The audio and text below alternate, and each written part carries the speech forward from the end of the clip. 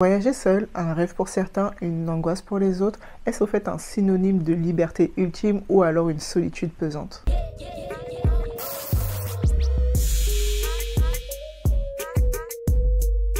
Aujourd'hui, on va voir ensemble les principaux avantages et inconvénients que je trouve de voyager seul. Bien sûr, je vous donnerai aussi des conseils afin de bien vivre cette expérience. Alors si toi tu hésites au fait à voyager seul, cette vidéo elle est faite pour toi. Je vais commencer par les inconvénients de voyager seul. Je trouve plus intéressant en fait de commencer par les inconvénients parce qu'il ne va pas et finir par une note un peu plus douce. Le premier inconvénient dont je vais vous parler va être la solitude. Soyons honnêtes, il y a des moments où en fait la solitude va être pesante, que ce soit pour les dîners seuls, les longs trajets de transport ou simplement en fait faire une activité. J'ai une solution à vous donner pour pallier à la solitude, ça va être au fait de rejoindre des groupes d'activités. Faites pas au fait des activités que vous allez faire seul, mais des activités que vous pourrez faire en groupe. Comme ça, en fait, ça vous permet au fait de ne pas être toute seule pendant l'activité, d'avoir d'autres personnes et au fait tout simplement de profiter ensemble au fait de l'activité, et c'est plutôt pas mal, même si peut-être vous n'allez pas continuer votre séjour avec la personne, mais dire que ok, là pendant mon activité il y avait des gens, je me suis amusée, c'était marrant. Et voilà. Sinon aussi, vous avez pas mal de groupes Facebook au fait de personnes qui sont soit en voyage dans le pays ou soit des locaux au fait qui veulent faire des rencontres et tout. Moi, en tout cas, pour les femmes, il y a Nomad Her. Je vous mettrai un petit logo là. Et au final, ça permet au fait de... C'est que pour les femmes du coup.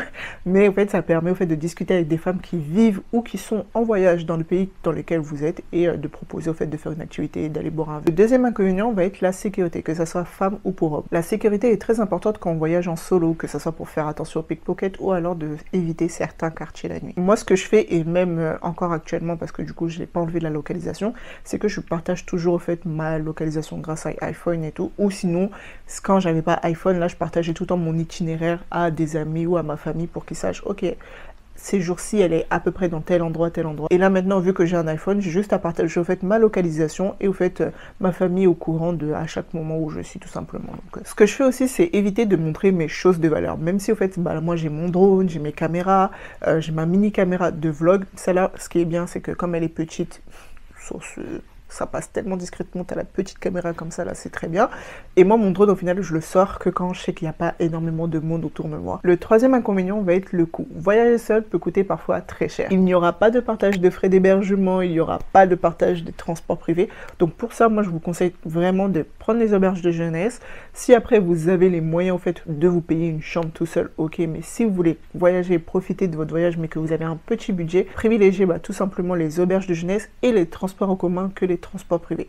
Pour trouver les transports en commun, tout simple, soit c'est dans votre auberge de jeunesse que vous demandez, soit vous faites tout simplement aux locaux. Le quatrième inconvénient va être que tu vas devoir tout gérer tout seul. Il n'y aura personne pour t'aider s'il y a une galère, que ce soit de transport ou de carte bleue. Ce que je peux te conseiller, c'est de toujours avoir un plan B, toujours avoir un peu d'argent de côté, du moins d'avoir mis ton argent dans différents endroits pour que si on te vole un endroit, au moins t'as de l'argent ailleurs. Et puis c'est toujours bien en fait de connaître un peu quelques phrases de la langue locale pour t'aider. Ça peut, franchement, ça aide de fou.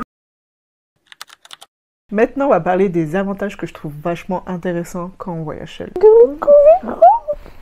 Mon bébé, allez. Laisse-moi finir la vidéo. Premier avantage de voyager seul, c'est la liberté totale. Voyager seul, c'est la liberté totale. Tu décides où aller, que faire sans compromis. Pas d'obligation de suivre un programme qui ne te plaît pas, tu vas à ton rythme. Je vous donne un exemple. Quand j'étais en Tanzanie, je devais aller dans le nord de la Tanzanie du coup, pour continuer mon voyage après Zanzibar. Et au final, j'avais tout simplement la flemme, j'avais envie de changer, j'avais envie de juste chiller parce que je savais qu'il y avait plusieurs autres mois de voyage qui m'attendaient et que quand je ressentais la fatigue, j'étais là. Ok, si je bouge comme ça, je vais être tout le temps malade. Donc non, finalement, j'ai annulé mes programmes, j'ai annulé mes plans et je suis partie chiller, en fait, sur Zanzibar où j'ai passé 2 semaines sur la plage. Déjà, je me levais à 6 h du matin, j'étais choquée. Tout simplement, en fait, pour regarder le coucher du soleil, j'allais me recoucher, me lever, j'allais manger, me déposer sur la plage, genre comme un cachalot, là.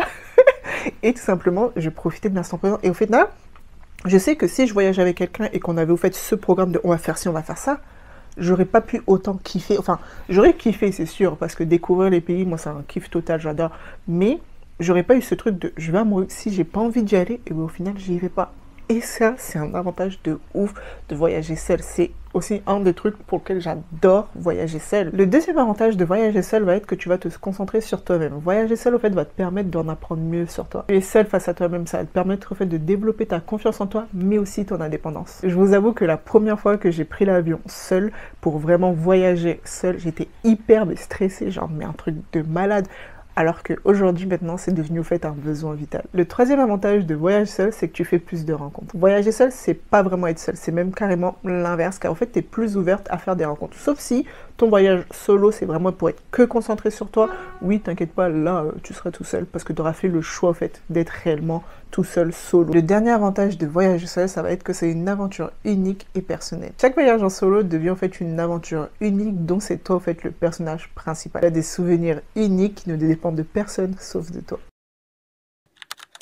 Si tu hésites encore à partir en voyage en solo, je te conseille en fait de faire des destinations adaptées. Vous avez l'Afrique de l'Ouest qui est très simple et très facile pour voyager en solo. Vous avez sinon le Canada, vous avez les États-Unis et vous avez aussi l'Europe ou tout simplement votre pays d'origine parce que même voyager dans votre pays, c'est aussi un voyage. Prépare un minimum ton itinéraire sans être trop rigide. Comme ça en fait, ça te permet de te rassurer sur ce qu'il y a à faire et que te dire ok, j'ai pas mal de choses à faire, mais je suis quand même flexible parce que c'est bien de pas être trop rigide en fait sur les activités ou les choses à faire avoir, mais c'est comme ça en fait ça te permet de dire ok, je serai occupé et je vais pas ressentir trop de la solitude ou trop m'ennuyer. Réserve au moins la première nuit, ça t'évite le stress à l'arrivée. Ose parler aux gens, que ce soit dans les auberges de jeunesse ou pendant une activité, ça te permet en fait de faire des rencontres et de pouvoir continuer une aventure ou même continuer ton voyage avec des gens.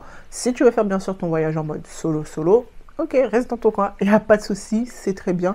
C'est aussi une autre manière de profiter de son voyage et on n'a pas à se plaindre et on n'a pas à te critiquer ou à te juger pour ça. Évite de trop surcharger ton sac. Voyager léger, ça te permet en fait d'avoir plus de liberté. Et puis, tous les vêtements que tu dis au cas où, mais à défaut, tu achèteras sur place. Et dernier conseil, écoute ton instinct et te force pas en fait à faire quelque chose d'inconfortable. On a souvent un sixième sens et quand tu sens que c'est pas bon, go. Voyager seul est une expérience inoubliable. Il y a des hauts comme des bas, mais au fait, c'est une aventure unique et personnelle. Et toi, dis-moi, t'as déjà voyagé seul ou alors t'aimerais te lancer? Dis-le moi en commentaire. En tout cas, nous, on se dit à très vite pour une prochaine vidéo.